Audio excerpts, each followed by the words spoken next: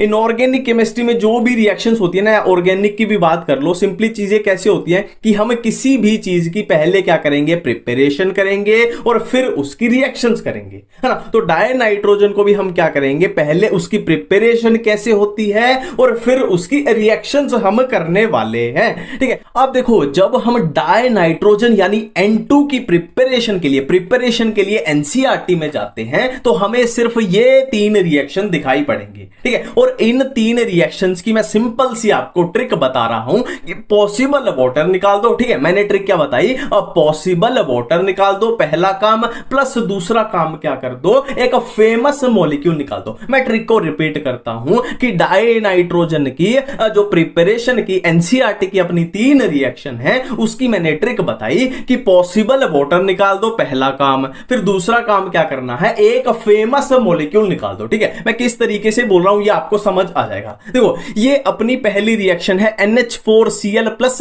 NaNO2। अब रिएक्शन हो गई, देखो अब करना क्या है, पॉसिबल, पहले पॉसिबल वाटर इसमें से निकाल दो। देखो ये अपने पास, देखो वाटर का फॉर्मूला क्या होता है, सिंपली H2O।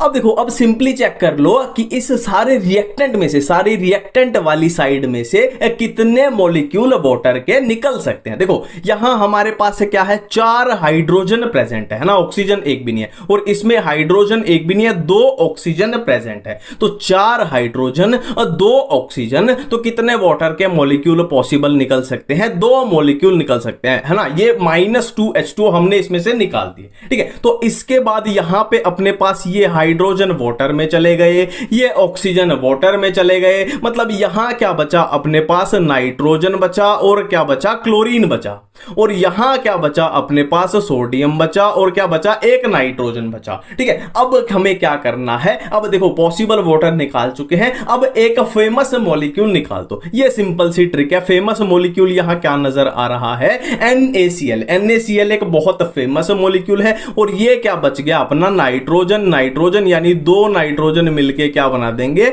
N2 गैस बना देंगे अपनी, ठीक है। मतलब यहां मैं यहां बात करूं तो अपने क्या क्या क्या बना, अपने पास एक तो ये N2 बन गई, प्लस अपने पास क्या बना, NaCl बन गया, और 2 मॉलिक्यूल वाटर के अपने पास निकल गए, ठीक है। तो ये थी अपनी क्या थी, पहली रिएक्शन जो इजीली हमने कंप्लीट कर ली। अब बात करते हैं किसकी, दूसरी रिएक्शन की, ठीक है। सेम पैटर्न पे चलना। देखो ये एक अमोनियम सोल्ट है, इसको हमने क्या कर दिया, हीट कर दिया। बिल्कुल सेम पैटर्न पे चलता है, पॉसिबल पहले पॉसिबल वाटर, फिर एक फेमस मॉलिक्यूल। अब इसमें पॉसिबल वाटर देख लेते हैं। तो पॉसिबल वाटर के लिए ये देख लो, सिंपली हाइड्रोजन कितने हैं, ऑक्सीजन कितने हैं, और उनको बैलेंस करा दो, ठीक है। अब इसमें हाइड्रोजन की बात करें तो हाइड्रोजन इसमें कितने, देखो 4 दूनी 8, तो इसमें 8 तो क्या है, टोटल हाइड्रोजन है ना पूरे में। और पूरे में ऑक्सीजन की बात करें तो 7 ऑक्सीजन प्रेजेंट है। तो पॉसिबल वाटर देखें तो 8 हाइड्रोजन है, तो कितने वाटर ही निकल पाएंगे अपने पास, 4 वाटर के मॉलिक्यूल निकल पाएंगे। अब 4 वाटर के मॉलिक्यूल निकालने के बाद जो ये हाइड्रोजन जो अपने हैं ये पूरे वाटर में जा चुके हैं। और इधर ऑक्सीजन की बात करें तो 4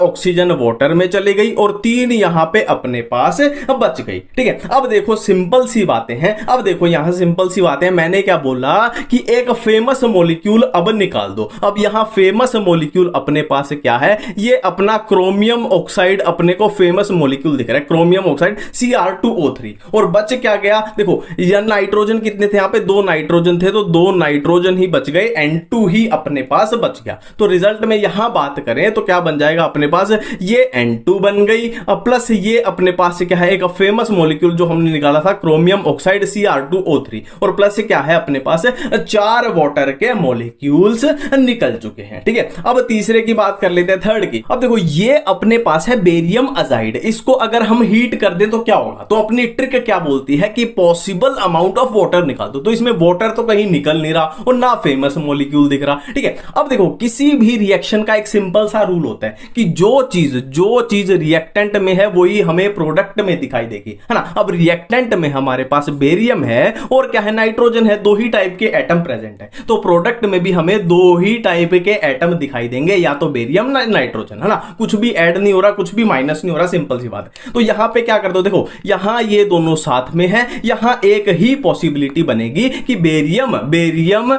बेरियम और नाइट्रोजन को अलग अलग कर दो, अलग अलग कर दो ना, सिंपली ये अपने पास बन जाएगी, यहां अपने पास N2 अब बन चुकी है, ठीक है, और इसको आप बैलेंस करते ना। अब देखो सिंपल सी बात है, डाई नाइट्रोजन की प्रिपरेशन की बात कर रहे हैं, ये डाई नाइट्रोजन बनी, ये डाई नाइट्रोजन बनी, ये डाई नाइट्रोजन बनी, तो प्रिपरेशन अपनी यहां पे खत्म है। अब हम जा रहे हैं डाई नाइट्रोजन की रिएक्शंस की तरफ।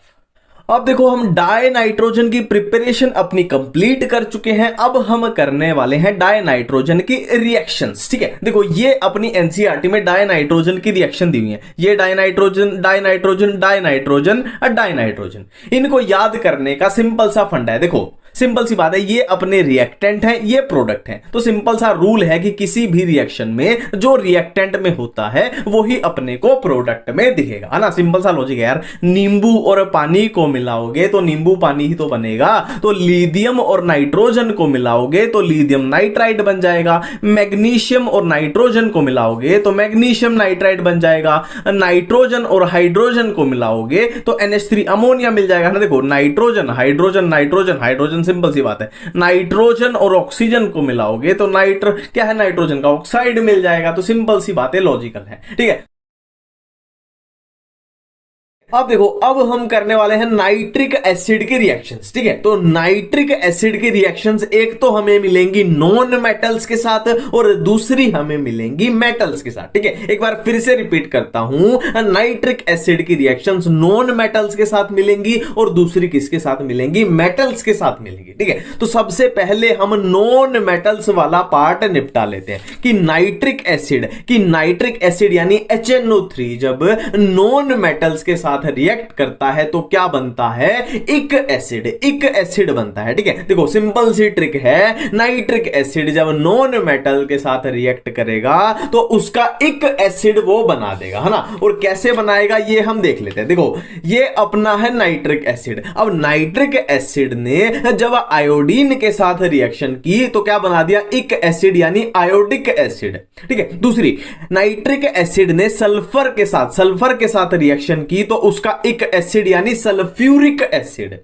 नाइट्रिक एसिड ने फास्फोरस के साथ रिएक्शन करी तो उसका एक एसिड बना देगा क्या, फास्फोरिक एसिड। तो ये बात हम पैक कर चुके हैं कि नाइट्रिक एसिड जब नॉन मेटल्स के साथ रिएक्ट करेगा तो उनके एक एसिड में उसको कन्वर्ट कर देगा, एक एसिड की फॉर्मेशन कर देगा, ठीक है। तो अपना नॉन मेटल्स वाला पोर्शन तो बिल्कुल ही क्लियर हो चुका है, ठीक है। अब हम करते हैं नाइट्रिक एसिड मेटल्स के साथ रिएक्शन कैसे करता है, ठीक है। हम क्या कर रहे हैं अभी कि रिएक्शंस विद मेटल, किसकी, नाइट्रिक एसिड की। नाइट्रिक एसिड का फॉर्मूला क्या है हम सबको पता है, HNO3, ठीक है। अब यहां पे मेटल्स के साथ नाइट्रिक एसिड की रिएक्शन में आपको सिर्फ 3 बातें ध्यान रखनी है। मैं ये बात अपनी फिर से रिपीट करता हूं कि नाइट्रिक एसिड की हम मेटल्स के साथ रिएक्शन पढ़ रहे हैं और उसमें सिर्फ हमें 3 बातें ध्यान रखनी है, 3 बातें। अब ये 3 बातें कौन सी हैं ये हम देख लेते हैं। देखो पहली बात क्या है कि जो नाइट्रिक एसिड है वो नोबल मेटल्स के साथ रिएक्ट बिल्कुल भी नहीं करेगा।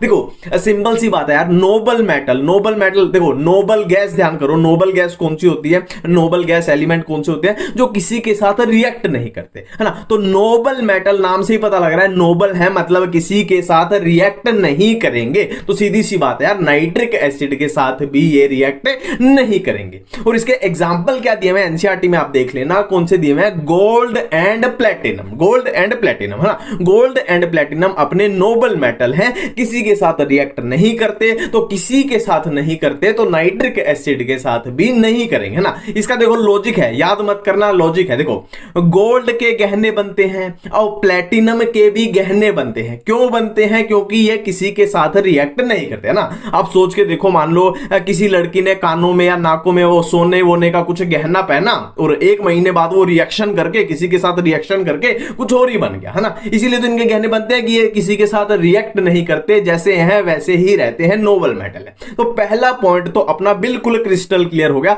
मैंने अलग अलग एंगल से आपको ये याद करवा दिया, ठीक है। अब चलते हैं हम दूसरे पॉइंट पे। देखो, जो एल्यूमिनियम होता है और क्रोमियम होता है ना, ये अपने ऊपर ऑक्साइड की फिल्म्स बना लेते हैं। मैं एक बार फिर से रिपीट करता हूं, जो एल्यूमिनियम है या क्रोमियम है, ये अपने ऊपर क्या बना लेते हैं, ऑक्साइड्स की क्या बना लेते हैं, फिल्म्स बना लेते हैं। अब ये ऑक्साइड की फिल्म्स इनके ऊपर बन जाएगी तो नाइट्रिक एसिड इनके साथ रिएक्ट नहीं कर पाएगा, ठीक है। पहला हमने किया था नोबल मेटल के साथ रिएक्ट नहीं करेगा, और दूसरा हमने किया था कि ऐसे मेटल्स जो ऑक्साइड की फिल्म्स अपने ऊपर बना लेंगे उनके साथ भी नाइट्रिक एसिड रिएक्ट नहीं करेगा। कौन से, एल्यूमिनियम और अपना क्रोमियम हो गया, ठीक है। अब थर्ड पॉइंट क्या कहता है कि नाइट्रिक एसिड की जिंक के साथ एंड कॉपर के साथ रिएक्शन कैसे याद करें। अब देखो, अब हम क्या कर रहे हैं, नाइट्रिक एसिड की जिंक एंड कॉपर के साथ रिएक्शंस देख रहे हैं, ठीक है। ये बहुत इंपॉर्टेंट पार्ट है ना, या आप फिर बोल लो कि ये सबसे इंपॉर्टेंट पार्ट है रिएक्शंस का, ठीक है। देखो, आप देखो,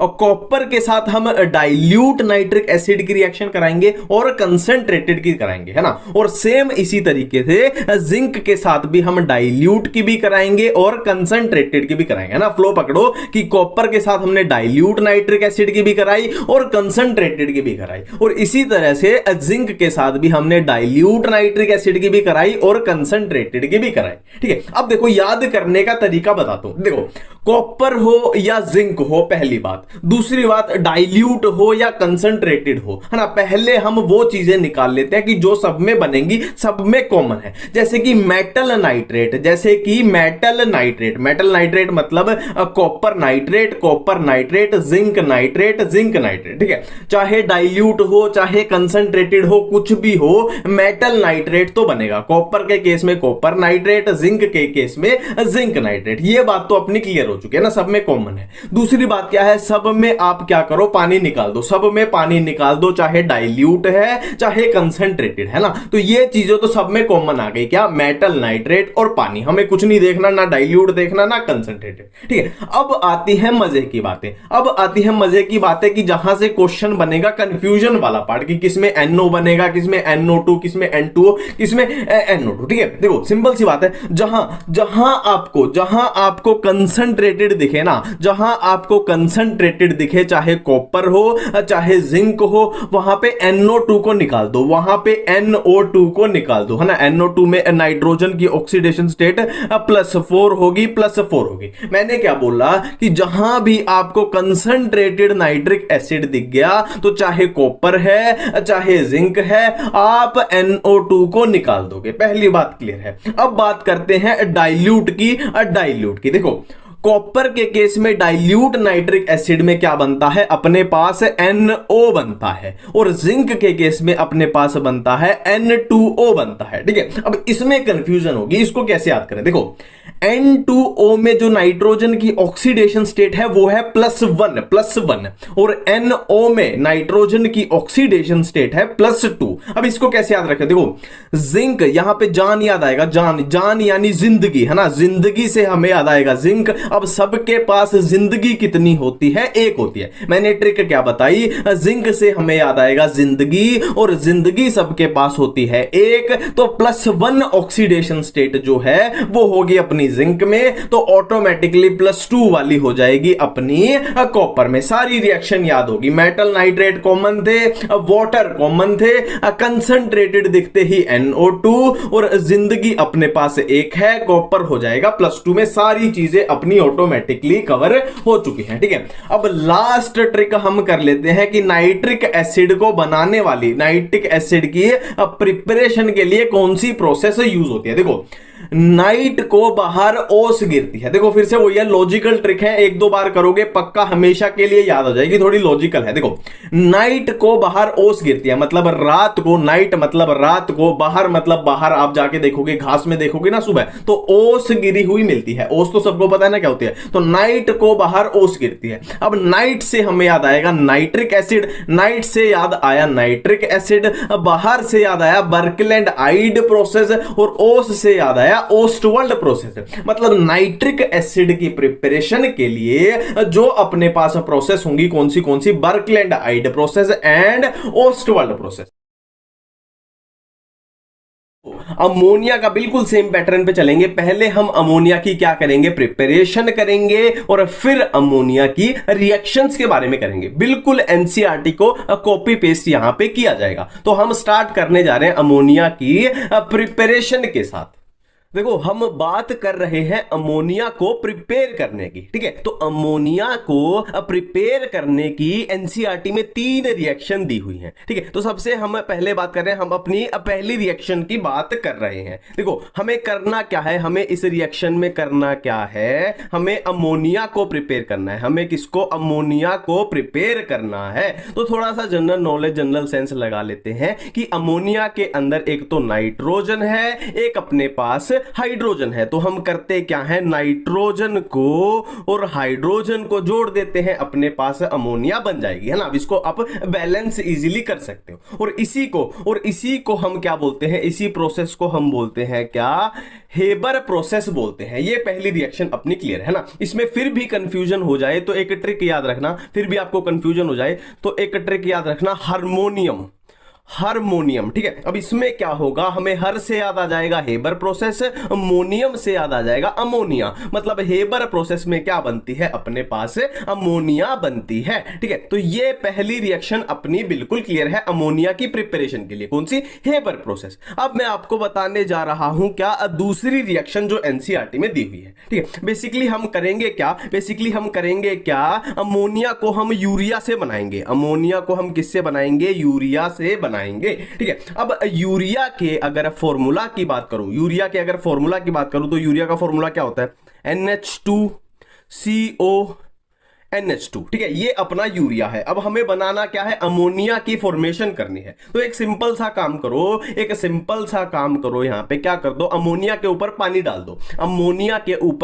डाल दो, यानी H2O डाल दो। देखो ये अपना वाटर है, H2O डाल दो, हाँ। अब सिंपल सा यहां पे होगा क्या, ये NH2 इस हाइड्रोजन को लेके क्या बना देगा, इधर ये बना देगा अमोनिया, और ये वाला NH2 भी इस हाइड्रोजन को लेके क्या बना देगा, अमोनिया बना देगा। अब याद करो हमें प्रिपरेशन किसकी करनी थी, अमोनिया की। तो अमोनिया अपने पास बन चुकी है, और ये CO और ये ऑक्सीजन क्या बना देंगे, अपने पास CO2 बना देंगे। तो अपने पास रिएक्शन क्या बन गई कि अगर हम यूरिया के अंदर पानी डाल देते हैं तो अपने पास क्या बनेंगे, अमोनिया बन जाएंगे और कार्बन डाइऑक्साइड बन जाएंगी। ये अपनी दूसरी रिएक्शन भी हमने आसानी से कंप्लीट कर ली। अब हम बात करते हैं तीसरी रिएक्शन की। तीसरी रिएक्शन क्या बोलती है कि हम अमोनिया की प्रिपरेशन करेंगे किससे, अमोनियम सोल्ट से। हम अमोनिया की प्रिपरेशन करेंगे किससे, अमोनियम सोल्ट से करेंगे, ठीक है। अब यहां पे एक सिंपल सा फंडा लगाओ। देखो अमोनियम सोल्ट, इसके नाम से ही पता लग रहा है अमोनियम, मतलब इसमें अमोनिया कहीं छुपी हुई है ना। देखो मैंने क्या बोला कि अमोनियम सोल्ट के नाम से ही पता लग रहा है कि इसमें अमोनिया कहीं छुपी हुई है, और हमें इस छुपी हुई अमोनिया को इस अमोनियम सोल्ट से निकालना है ना। तो बेसिकली करते क्या है, इसके ऊपर कुछ डाल देते हैं, इस अमोनियम सोल्ट के ऊपर कुछ डाल देते हैं, तो ये छुपी हुई अमोनिया अपनी बाहर आ जाएगी। तो क्या डाल देते हैं इसके ऊपर, हम डाल देते हैं क्या, सोडा लाइम डाल देते हैं, सोडा लाइम, है ना। अब देखो सोडा लाइम से अपने को क्या याद आएगा, देखो सोडा से याद आ जाएगा कॉस्टिक सोडा, सोडा से याद आ जाएगा अपने को कॉस्टिक सोडा, और लाइम से याद आ जाएगा अपने को लाइम, है ना। अब एनसीईआरटी आप चेक करो कि अमोनियम सोल्ट के ऊपर कॉस्टिक सोडा या लाइम डाल दिया जाए तो किसकी फॉर्मेशन होगी, अमोनिया की फॉर्मेशन होगी, है ना। मैंने क्या बोला, अमोनियम सोल्ट में अमोनिया छुपी हुई है, और इस अमोनियम सोल्ट के ऊपर कॉस्टिक सोडा या लाइम डाल दिया जाए तो अमोनिया जो छुपी हुई थी वो अपने पास बाहर आ जाएगी, अमोनिया की प्रिपरेशन हो जाएगी। तो यहां अमोनिया की प्रिपरेशन की, यहां अमोनिया की प्रिपरेशन की, और यहां भी अमोनिया की प्रिपरेशन की। इससे अलग एनसीईआरटी में रिएक्शन दी ही नहीं हुई है, ठीक है। अब बात करते हैं अमोनिया की रिएक्शंस की। प्रिपरेशन वाला हो चुका है, अब बात करते हैं अमोनिया की रिएक्शंस की। अब देखो हम अमोनिया की प्रिपरेशन कर चुके हैं, अब हम करने वाले हैं अमोनिया की रिएक्शंस, ठीक है। तो अमोनिया की रिएक्शंस के लिए मैं आपको एक बहुत आसान ट्रिक बताता हूं। देखो अमोनिया को एक लड़की अज्यूम कर लेते हैं, अमोनिया को हम अज्यूम करते हैं कि अमोनिया एक लड़की है। अब लड़की है तो इसकी शादी करनी पड़ेगी, लड़की है तो इसकी शादी करनी पड़ेगी। तो अमोनिया के लिए जो कि एक शादी के लायक लड़की है, उसके लिए दो लड़कों के रिश्ते आए, है ना, दो लड़कों के, एक तो मेटल का रिश्ता आया और एक मेटल सोल्ट का रिश्ता आया। ठीक है, अब अमोनिया जो एक लड़की है, इसके पास शादी के लिए दो ऑप्शन है, तो ये किसको चूज करे, इसको कंफ्यूजन है। ठीक है, तो सिंपल सी बात है, देखो यार, मेटल जो ये मेटल सोल्ट है, इसको तो पहले से सोल्ट के साथ चक्कर चल रहा है। देखो ये मेटल बेचारा सिंगल है और इस मेटल का पहले से किसी के साथ चक्कर चल रहा है, किसके साथ, सोल्ट के साथ चक्कर चल रहा है। तो जाहिर सी बात है ये लड़की किसको चूज करेगी, इसको चूज करेगी, क्योंकि ये बेचारा सिंगल है और इसका पहले से किसी के साथ चक्कर चल रहा है, तो इसको वो रिजेक्ट कर देगी। रिजेक्ट मतलब इसको बोल देगी ओ सॉरी, है ना, इसको मेटल सोल्ट को क्या बोल देगी अमोनिया की, ओ सॉरी मैं तुम्हारे साथ शादी नहीं कर सकती, है ना। और क्या है, इस मेटल के साथ जो कि बेचारा सिंगल था, इसके साथ वो कॉम्प्लेक्स कंपाउंड बना के जिंदगी भर खुशी खुशी रहेगी, है ना। तो बेसिकली अपनी एनसीईआरटी की रिएक्शन आप खोल सकते हो, अभी एनसीईआरटी की रिएक्शन आप खोल लो, आपको सारी चीजें क्लियर हो जाएंगी। देखो अमोनिया जब मेटल सोल्ट के साथ रिएक्शन करती है, मेरी बातों पे ध्यान देना, अमोनिया जब मेटल सोल्ट के साथ रिएक्शन करती है तो उन मेटल्स के हाइड्रोक्साइड को प्रेसिपिटेट कर देगी। मैं एक बार फिर से रिपीट करता हूं, अमोनिया जब मेटल सोल्ट्स के साथ रिएक्ट करती है तो उन मेटल के हाइड्रोक्साइड, OH मतलब हाइड्रोक्साइड को वो प्रेसिपिटेट कर देगी। ठीक है, और दूसरी तरफ रिएक्शन हम देखते हैं। देखो अमोनिया जब खाली मेटल, अमोनिया जब मेटल या मेटल आयंस, अमोनिया जब मेटल या मेटल आयंस के साथ रिएक्ट करती है तो वो उनके साथ, अमोनिया इन मेटल या मेटल आयंस के साथ क्या बना लेगी, कॉम्प्लेक्स कंपाउंड बना लेगी। हम पूरा एक बार फिर से रिपीट करते हैं। देखो अमोनिया जब मेटल सॉल्ट्स के साथ रिएक्ट करती है तो उन मेटल के हाइड्रोक्साइड्स को प्रेसिपिटेट कर देगी, और दूसरी तरफ अमोनिया जब मेटल या मेटल आयंस के साथ रिएक्ट करेगी तो उन मेटल के साथ क्या बना लेगी अमोनिया, कॉम्प्लेक्स कंपाउंड्स की फॉर्मेशन कर देगी। ठीक है, अब आप एनसीईआरटी में जो ये रिएक्शन दी हुई है, एक एक रिएक्शन को क्रॉस चेक कर सकते हो, आपका पूरा क्लियर हो चुका है। ठीक है, और यहां पे एक जनरल नॉलेज की बात बता दूं, अगर आपको रिएक्शन में NH4OH दिख जाए मतलब वो अमोनिया को ही आप अज्यूम कर लो। NH4OH कुछ नहीं है, खाली क्या है, अमोनिया को हमने पानी में डाल दिया, ये सिंपल सॉल्यूशन होता है। ठीक है, अब देखो एनसीईआरटी में इनके कलर दिए मैं, अब कलर को कैसे याद करें, है ना, सिंपल सी छोटी छोटी ट्रिक बताऊंगा, उससे क्या है आपका एकदम से डायरेक्ट क्लिक कर जाएगा, है ना। सिंपल सी ट्रिक है, डायरेक्ट आपका कहीं भी एग्जाम में ये क्लिक कर ही जाएगा। देखो पहली ट्रिक है क्यूब, मतलब कॉपर +2 होगा ब्लू कलर का, क्यूब मतलब कॉपर +2 होगा अपना ब्लू कलर का। नेक्स्ट है अपना फाइबर, मतलब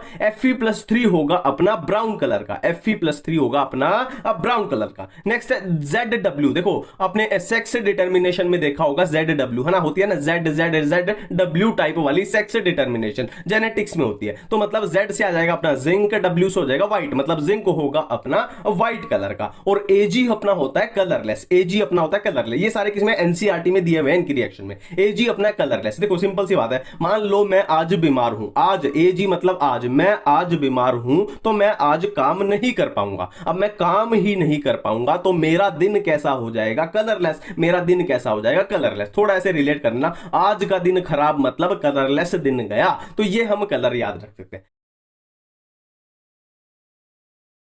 डाई ऑक्सीजन के बारे में अपनी एनसीईआरटी में जो भी रिएक्शंस दी हुई हैं उनको कैसे याद करें, है ना, उसको बिल्कुल सिंपल तरीके से याद करेंगे। देखो डाई ऑक्सीजन का फॉर्मूला क्या होता है, O2 होता है, सबको ये बात पता है। ठीक है, बिल्कुल बेसिक पैटर्न से चलेंगे कि हम क्या करेंगे, पहले हम डाई ऑक्सीजन की प्रिपरेशन कर लेंगे, फिर डाई ऑक्सीजन की केमिकल रिएक्शंस कर लेंगे, बिल्कुल हम एनसीईआरटी को फॉलो करेंगे। तो सबसे पहले हम करेंगे डाई ऑक्सीजन की प्रिपरेशन, फिर करेंगे केमिकल रिएक्शन। ठीक है, देखो डाई ऑक्सीजन की प्रिपरेशन देखने जब आप एनसीईआरटी में जाओगे तो आपको 3 टाइप की रिएक्शंस मिलेंगी, 3 टाइप की।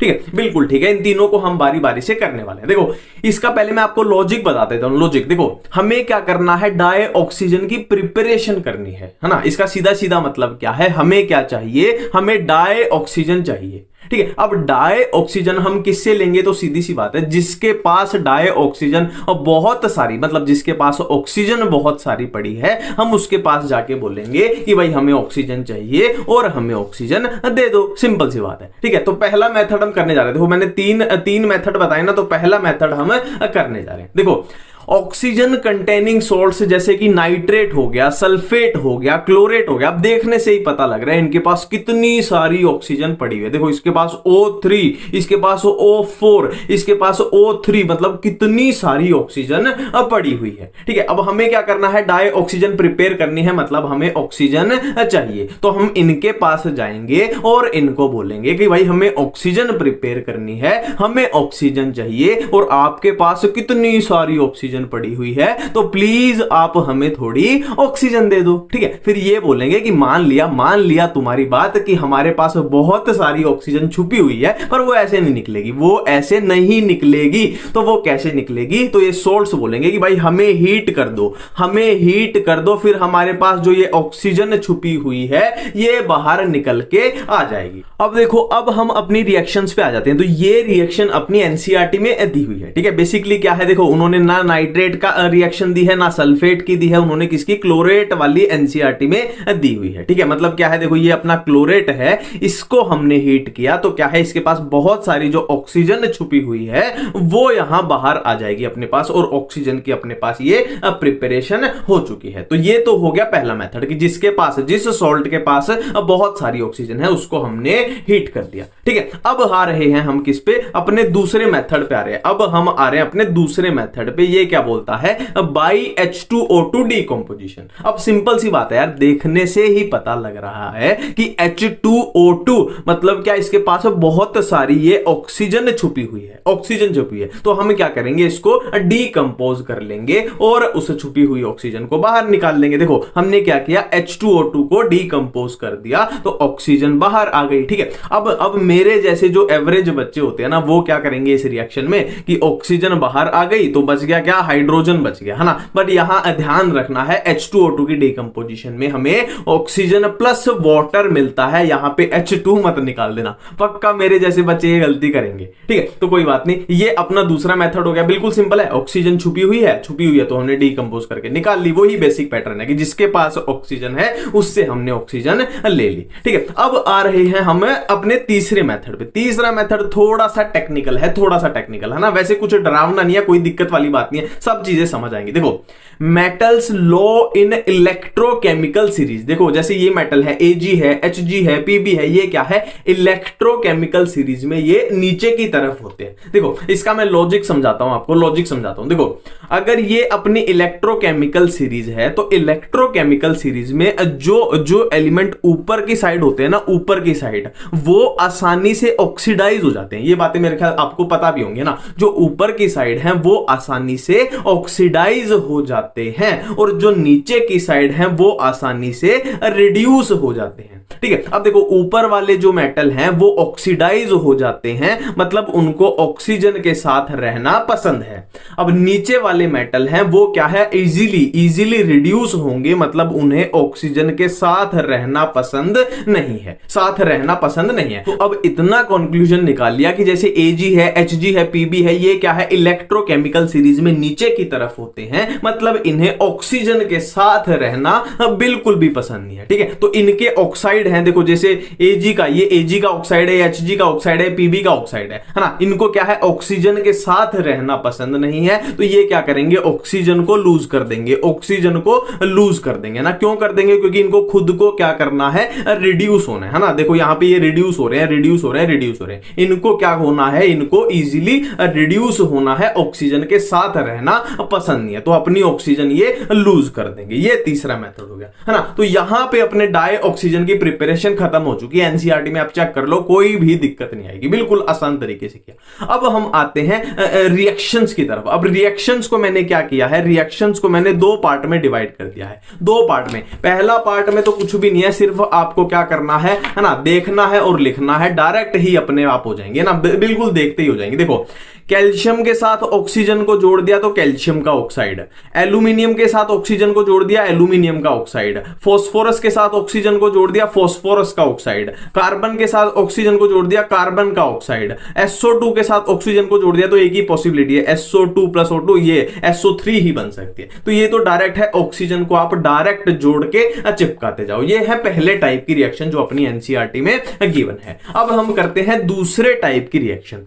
दूसरे टाइप की रिएक्शन क्या बोलती है, देखो CH4 plus O2 CO2 plus H2O और एक ये वाली रिएक्शन है HCl वाली, ठीक है। अब इसमें लॉजिक समझो, लॉजिक समझो। देखो ये वाली जो हमने रिएक्शंस की थी, आप इस साइड देखो, रिएक्टेंट वाली साइड कहीं भी अपने को हाइड्रोजन नहीं दिखा ना, रिएक्टेंट वाली साइड कहीं भी अपने को हाइड्रोजन नहीं दिखा। अब यहां पे हाइड्रोजन ही एब्सेंट है तो जाहिर सी बात है प्रोडक्ट में कहीं भी वाटर नहीं बनेगा, है ना, वाटर बनेगा हाइड्रोजन से तो बनेगा, तो यहां पे हाइड्रोजन ही नहीं है तो वाटर भी प्रोडक्ट में नहीं मिलेगा। और यहां पे देखो इसके पास हाइड्रोजन है, इसके पास यहां HCl में भी क्या है, हाइड्रोजन है, हाइड्रोजन मतलब अपने को प्रोडक्ट में वाटर तो दिखेगा, है ये तरीका है याद करने का, वाटर तो दिखेगा ना, वाटर को निकाल दिया। अब इसमें से आप H2O को निकाल दोगे तो बचेगा क्या, कार्बन डाइऑक्साइड ही बचेगा और कुछ बचे नहीं सकता, ठीक है। इसमें से आप H2O को निकाल दोगे, देखो इसमें से आप H2O को निकाल के देख लो, बचेगा क्या, आपके पास क्लोरीन ही बचेगा और कुछ बच ही नहीं सकता,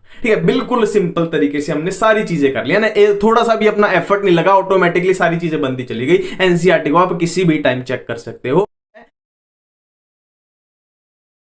तो बात करने वाले हैं सल्फ्यूरिक एसिड की, और सल्फ्यूरिक एसिड का फॉर्मूला सबको पता है क्या होता है, H2SO4, ठीक है। अब देखो सल्फ्यूरिक एसिड के बारे में जब हम एनसीईआरटी में देखते हैं तो हमें क्या है, ये चार बातें इसके बारे में दिखाई देंगी, है ना। सल्फ्यूरिक एसिड के बारे में कौन सी चार बातें दिखाई देंगी कि सल्फ्यूरिक एसिड यानी H2SO4 का क्या होता है, एसिडिक कैरेक्टर होता है। नेक्स्ट क्या है, ऑक्सीडाइजिंग नेचर होता है। नेक्स्ट क्या है, ये डिहाइड्रेटिंग एजेंट होता है। नेक्स्ट क्या है, H2SO4 की लो वोलेटिलिटी होती है। ये चार पॉइंट हमें बेसिकली याद करने हैं, ठीक है। अब देखो एक एक पे बिल्कुल डिटेल में बात करेंगे कि इसके बारे में एनसीईआरटी में क्या लिखा है, इसके बारे में क्या है, इसके बारे में क्या है, सबके बारे में बात करेंगे। पर एक बेसिक तरीका मैं आपको बता दूं, देखो बेसिक प्लॉट यहां पे तैयार कर लेते हैं। देखो क्या है, एसिडिक कैरेक्टर देखो, अब ये तो बच्चा भी बता देगा कि सल्फ्यूरिक एसिड नाम में ही क्या आ रहा है, एसिड आ रहा है, और H2SO4 सबको पता है क्या होता है, अपना एसिड होता है, तो इसलिए इसका हो गया एसिडिक कैरेक्टर, है ना, H+ ये देगा, सिंपल सी बात है। नेक्स्ट पॉइंट अपना क्या है, ऑक्सीडाइजिंग नेचर। ऑक्सीडाइजिंग नेचर तो भाई सिंपल सा लॉजिक है, देखो H2SO4, अब H2SO4 में आप सल्फर की ऑक्सीडेशन स्टेट देखोगे तो कितनी मिलेगी, अब +6 मिलेगी। मतलब क्या है, सल्फर जो है वो +6 से ज्यादा नहीं जा सकता, है ना, इससे नीचे ही गिर सकता है। नीचे कहां गिरेगा, अब +4 में गिर जाएगा, अब +2 में गिर जाएगा, यहां सल्फर गिर सकता है। तो सिंपल सी बात है, सल्फर जो है वो रिड्यूस ही हो सकता है। अब ये खुद रिड्यूस करेगा, है ना, खुद रिड्यूस होगा तो दूसरों को क्या कर देगा, ये ऑक्सीडाइज कर देगा। ये सिंपल सा अपने को फंडा पता है ना। तो खुद रिड्यूस होगा, दूसरों को ऑक्सीडाइज करेगा, तो सल्फ्यूरिक एसिड अपना हो जाता है क्या, ऑक्सीडाइजिंग नेचर का हो जाता है। ये भी बात अपने को समझ में आ चुकी है, ठीक है। अब ये दो पॉइंट कैसे याद करें, इसका एक सिंपल सा फंडा बताता हूं। देखो डिहाइड्रेटिंग एजेंट क्या होता है, जो दूसरों से पानी को खींच लेगा। डिहाइड्रेटिंग एजेंट क्या है, मतलब जो दूसरों से क्या करेगा, पानी को एक तरीके से सुखा देगा। और लो वोलेटिलिटी क्या होती है, देखो वोलेटाइल क्या होता है, जो उड़ जाए, है ना। इसकी मैं ट्रिक बताता हूं दोनों को याद रखने की। देखो इसकी सिंपल सी ट्रिक क्या याद रखनी है कि जो H2SO4 है ना, जो सल्फ्यूरिक एसिड है, उसको बहुत सारा प्यार है। प्यार मतलब ये दिल है, समझ जाना, ये प्यार का निशान है, दिल जो है ना। इसको बहुत सारा प्यार है, किससे, वाटर से बहुत सारा प्यार है, ठीक है। मैंने क्या बोला कि अपने H2SO4 यानी सल्फ्यूरिक एसिड को बहुत सारा प्यार है, किससे, अब पानी से, ठीक है। अब पानी से प्यार है तो सिंपल सी बात है, ये अपना पानी किसी को नहीं देगा। ये अपना पानी, ट्रिक बता रहा हूं याद करने की, ये अपना पानी किसी को नहीं देगा, पहली बात। दूसरी बात क्या है, इसको किसी के पास पानी दिख जाए तो ये भागा भागा जाएगा और उसका पानी छीन के ले आएगा। ये सिंपल सा है। अब देखो अपना पानी किसी को नहीं देगा मतलब लो वोलेटिलिटी, है ना। वोलेटाइल क्या होता है, जो जिसका पानी उड़ जाए, है ना। बेसिकली ट्रिक बता रहा हूं कि जिसका पानी उड़ जाए जल्दी, वो होता है ज्यादा वोलेटाइल। लो वोलेटाइल मतलब जिसका पानी ना उड़ पाए मतलब ये अपना पानी किसी को नहीं देगा। डिहाइड्रेटिंग एजेंट क्या है, अगर इसको किसी के भी पास पानी दिख गया तो ये पानी से इतना प्यार करता है कि उसका पानी क्या कर लेगा, छीन लेगा मतलब उससे पानी को निकाल के बाहर फेंक देगा ना। डिहाइड्रेटिंग एजेंट है अपना ये, ठीक है, तो सारी चीजें अपने को याद हो चुकी है। अब हम एक एक करके बात करेंगे इस पे, इस पे, इस पे, इस पे, है ना, जो भी अपनी एनसीईआरटी में रिएक्शन जो भी दी हुई है सब पे हम बात कर लेते हैं। ठीक है, मैंने क्या है यहां पे एक ये तैयार कर लेते हैं कि H2SO4 के हमने चार चीजें देखी, acidic character, oxidizing nature, dehydrating agent और लो वोलेटिलिटी। सो सबसे पहले हम बात करने वाले हैं एसिडिक कैरेक्टर की। अब देखो ये अपना क्या है, H2SO4 है, ये अपना है H2SO4। ठीक है, अब देखो एसिड क्या होता है, हमें पता है H2SO4 सल्फ्यूरिक एसिड एक एसिड है। अब एसिड क्या होता है, जो H+ को दे दे, डोनेट कर दे। ठीक है, तो इसने H+ दे दिया तो बच क्या जाएगा, एक H+ देगा तो क्या बच जाएगा, ये HSO4-। ठीक है, और मैं आगे बात करूं कि ये भी आगे क्या करे, एक H+ दे दे तो क्या बच जाएगा, इसमें अपना सल्फेट आयन बच जाएगा, SO4-2। ये अपना है ना, यही क्या है अपना एसिडिक कैरेक्टर शो हो रहा है, यही क्या है एसिडिक कैरेक्टर शो हो रहा है सल्फ्यूरिक एसिड का, है ना। इसने क्या किया, अल्टीमेटली 2 H+ क्या कर दिया, डोनेट कर। तो ये हो गया अपना क्या है, बेसिकली एसिडिक कैरेक्टर वाला पॉइंट अपना क्लियर हो गया। नेक्स्ट पॉइंट अपना क्या है, ऑक्सीडाइजिंग नेचर वाला। इस पे अब ऑक्सीडाइजिंग नेचर वाले पॉइंट पे हम अच्छे से बात करने वाले हैं।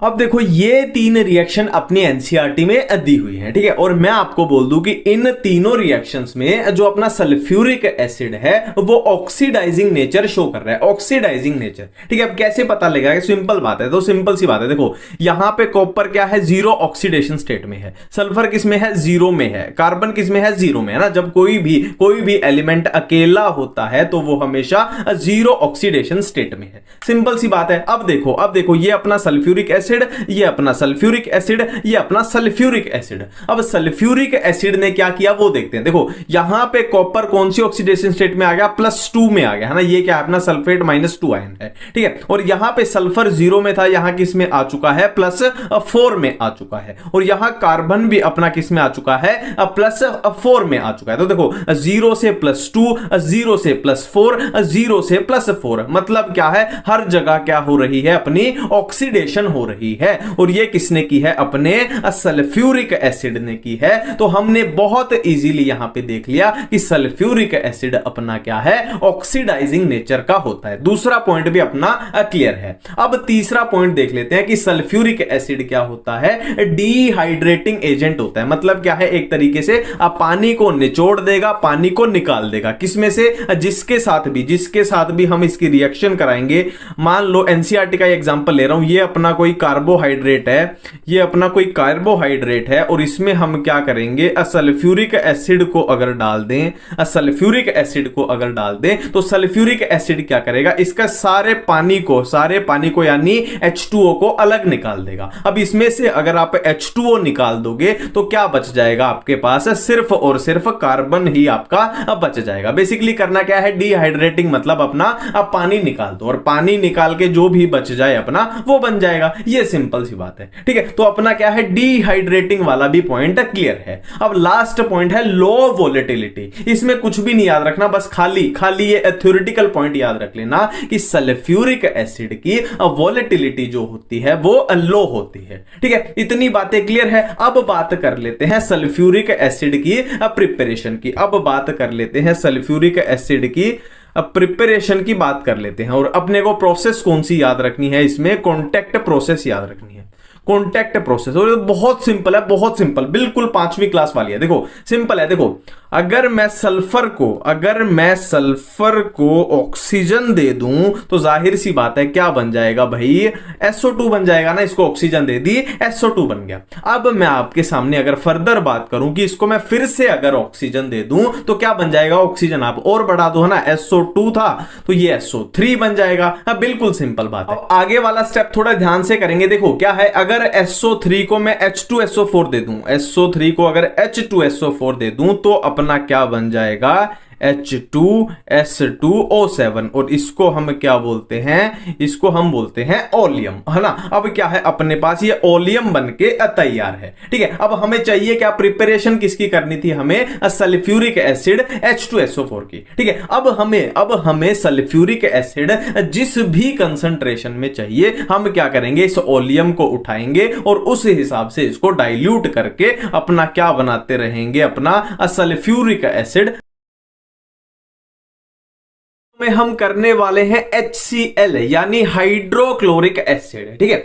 HCl के बारे में जो भी अपनी एनसीईआरटी में दिया हुआ है उसको हम बिल्कुल आसान भाषा में आसान तरीके से याद कर लेंगे सारी रिएक्शंस को, ठीक है। तो वही बेसिक पैटर्न चलेगा अपना। पहले हम क्या करेंगे, HCl की प्रिपरेशन कर लेंगे, फिर हम क्या करेंगे, HCl की केमिकल रिएक्शंस कर लेंगे, है ना। तो पहले हम बात करने जा रहे हैं HCl की प्रिपरेशन के बारे में, ठीक है। अभी हमें क्या करना है, HCl की प्रिपरेशन करनी है, हमें क्या करना है, HCl की प्रिपरेशन करनी है ना। तो HCl की प्रिपरेशन के लिए रिएक्शन आपको कुछ ऐसी दिखाई देगी कि यहां पे कुछ रिएक्टेंट्स होंगे और प्रोडक्ट में हमें क्या मिलना चाहिए, HCl मिलना चाहिए। HCl की प्रिपरेशन है, ठीक है। अब थोड़ा सा लॉजिक लगाते हैं। देखो HCl में क्या है, H पॉजिटिव है अपने पास और क्या है, Cl नेगेटिव है, ठीक है। अब इसे हमने क्या करना है, प्रिपेयर करना है। तो हमें क्या चाहिए, H पॉजिटिव चाहिए और Cl माइनस चाहिए, तो अपना HCl बन जाएगा, ठीक है। अब H पॉजिटिव कौन देता है, हमें पता है H पॉजिटिव कौन देता है, एसिड, है ना। एसिड क्या होता है, जो H पॉजिटिव होता है।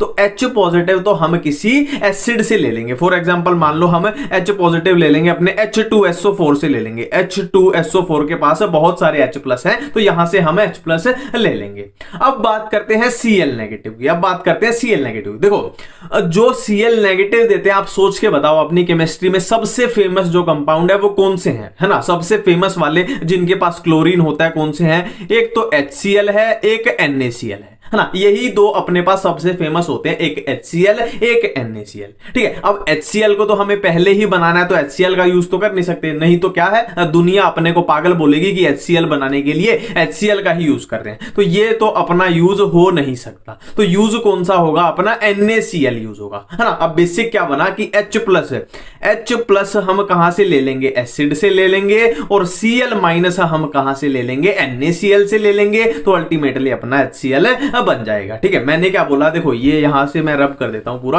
अपने को क्या चाहिए, एक एसिड ले लेंगे, हमने ले लिया H2SO4, यहां से अपने को मिल जाएगा ये H पॉजिटिव मिल जाएगा, और दूसरा हम क्या ले लेंगे, NaCl ले लेंगे, है ना। NaCl में अपने को क्या है, ये Cl नेगेटिव मिल जाएगा, ये Cl नेगेटिव, ये अपना हाइड्रोक्लोरिक एसिड बन चुका है ना। और प्लस यहां पे जो भी बचा, है ना, इसके अलावा HCl बना के जो भी बचा, इसमें क्या बच जाएगा, देखो HCl बना के इसमें बच जाएगा अपना NaHSO4, है ना। बिल्कुल बैलेंस है अपनी रिएक्शन, सिंपल है, इतनी बातें सिंपल है। HCl की प्रिपरेशन हमने सीख ली, ठीक है। अब बात करने जा रहे हैं HCl की रिएक्शन की, बात करने जा रहा हूं रिएक्शंस की। देखो HCl प्लस H2O मतलब सिंपल क्या है, रिएक्शंस में क्या पूछा है अपने से कि हम हाइड्रोक्लोरिक एसिड को अगर पानी में डाल दें तो क्या होगा। तो सिंपल सी बात है यार, सबको पता है HCl क्या होता है, एक एसिड होता है ना, हाइड्रोक्लोरिक एसिड, नाम में यार है। HCl क्या होता है, अपने पास एक एसिड होता है। तो एसिड होता है तो वो क्या करेगा, अपना एसिडिक नेचर शो करेगा। एसिडिक नेचर कैसे शो करेगा, H3O प्लस आयन से। देखो ये लगभग आपका मान के चलो H प्लस आयन ही है, H3O प्लस आयन से,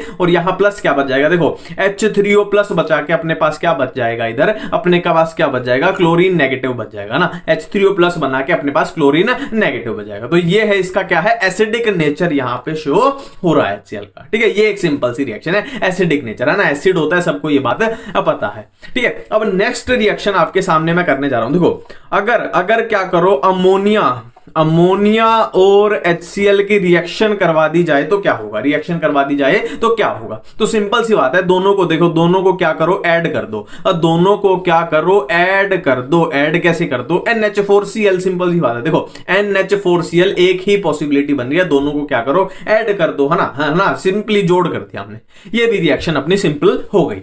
अब देखो नेक्स्ट जो हम बात करने जा रहे हैं वो थोड़ी सी जरूरी बात है, थोड़ा यहां पे थोड़ा एक्स्ट्रा ध्यान देना। देखो गोल्ड है, प्लेटिनम है, हम सबको पता है गोल्ड है, प्लेटिनम है, इनके क्या बनते हैं, अपने गहने बनते हैं, और ये बहुत महंगे होते हैं, है ना। ये अपने क्या होते हैं, नोबल मेटल्स होते हैं, ये अपने नोबल मेटल्स होते हैं। इसका लॉजिक है, देखो हम सबको पता है गोल्ड और प्लेटिनम के गहने बनाए जाते हैं। अब गहने क्यों बनाए जाते हैं? क्योंकि ये नोबल मेटल है। नोबल मेटल मतलब क्या है कि ये किसी के साथ रिएक्शन नहीं करते ना, तभी तो इनके गहने बनते हैं। कि आज किसी लड़की ने, किसी औरत ने वो गहने पहने सोने के, तो वो 2 साल बाद भी वैसे ही होंगे ना, वो गोल्ड ही रहेगा। 5 साल बाद भी वो गोल्ड ही रहेगा ना। अगर ये रिएक्शन कर जाते, अगर ये नोबल मेटल्स ना होते, तो किसी ने मान लो 1 लाख रुपए का गले में कुछ पहना और वो 1 साल बाद रिएक्शन करके कुछ और बन गया, तो उसका तो नुकसान हो गया ना। तो इसीलिए तो ये महंगे होते हैं। ये नोबल मेटल्स हैं, किसी के साथ रिएक्शन नहीं करते,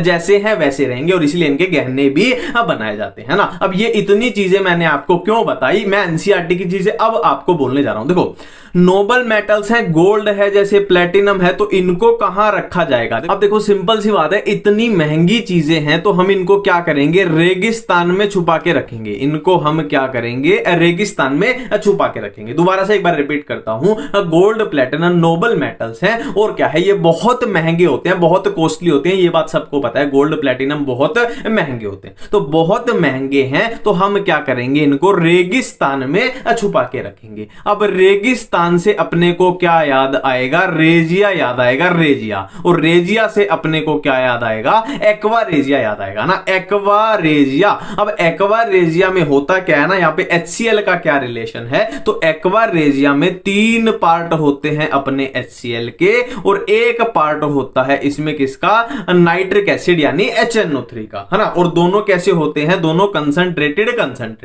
ठीक है। अब इनसे क्या रिलेशन है? तो गोल्ड और प्लेटिनम को किसमें डिसॉल्व करके रखा जाता है? एक्वा रेजिया में डिसॉल्व करके रखा जाता है। और एक्वा रेजिया अपना क्या है? 3 पार्ट है, कितने? कंसंट्रेटेड HCl के, और 1 पार्ट है कंसंट्रेटेड नाइट्रिक एसिड का। ये अपना पूरा क्वेश्चन बन गया। एक बार फिर से इसको जल्दी से बोलता हूं। देखो नोबल मेटल्स थे कौन से? गोल्ड और प्लेटिनम। बहुत महंगे होते हैं, बहुत कॉस्टली होते हैं। अब बहुत महंगे हैं तो इनको रेगिस्तान के अंदर छुपा के रखना पड़ेगा। रेगिस्तान से याद आएगा क्या? अपना रेजिया याद आ जाएगा। रेजिया से याद आएगा क्या? एक्वा रेजिया, है ना। और एक्वा रेजिया में क्या है? 3 पार्ट HCl के होते हैं और 1 पार्ट नाइट्रिक एसिड का होता है, ठीक है। अब एनसीईआरटी की लाइन क्या बोलती है कि गोल्ड और प्लेटिनम को क्या किया जाता है? नोबल मेटल्स है, इनको क्या किया जाता है? एक्वा रेजिया में डिसॉल्व करके रखा जाता है, ठीक है। इतनी बातें बिल्कुल ही क्लियर हो रही हैं। अब हम आगे बढ़ने जा रहे हैं।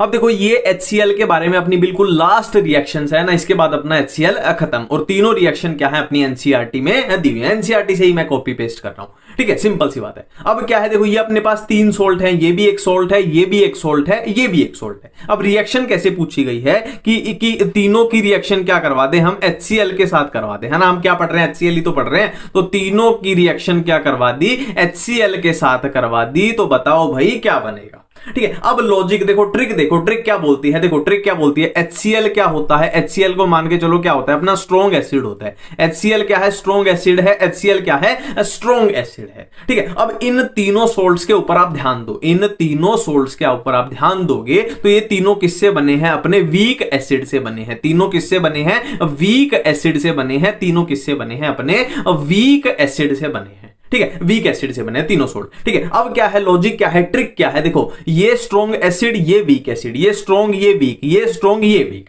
ठीक है। अब स्ट्रॉन्ग एसिड यानी HCl इन सोल्ट्स को क्या बोलेगा कि भाई स्ट्रॉन्ग एसिड तो मैं हूं, हो ना, और सोडियम के साथ सोल्ट तुम बना के बैठे हो ना। HCl ने इनको क्या बोला कि भाई तुम्हारे आगे मेरी कोई औकात नहीं है, मैं इतना स्ट्रॉन्ग हूं ना, मैं बहुत ज्यादा स्ट्रॉन्ग हूं, तो तुम्हारी कोई औकात नहीं है कि तुम सोडियम के साथ बैठो, है ना। तो ये क्या करेगा? इनके सोडियम को उठा लेगा। ये क्या करेगा? इनके सोडियम को उठा के खुद सोल्ट बना देगा, है ना। इसके सोडियम को उठा के खुद सोल्ट बना देगा, है ना। तीनों में क्या निकल जाएगा? सोडियम का, है ना। ये क्लोरीन के साथ इधर सोल्ट बना दो, NaCl बन जाएगा, ठीक है। अब नेक्स्ट क्या बचा? नेक्स्ट क्या बचा? तो नेक्स्ट बचा अपना धुआं और पानी। नेक्स्ट क्या बचा अपना? तीनों में धुआं और पानी, है ना। पानी मतलब क्या है? तीनों में क्या करो? वाटर निकाल दो।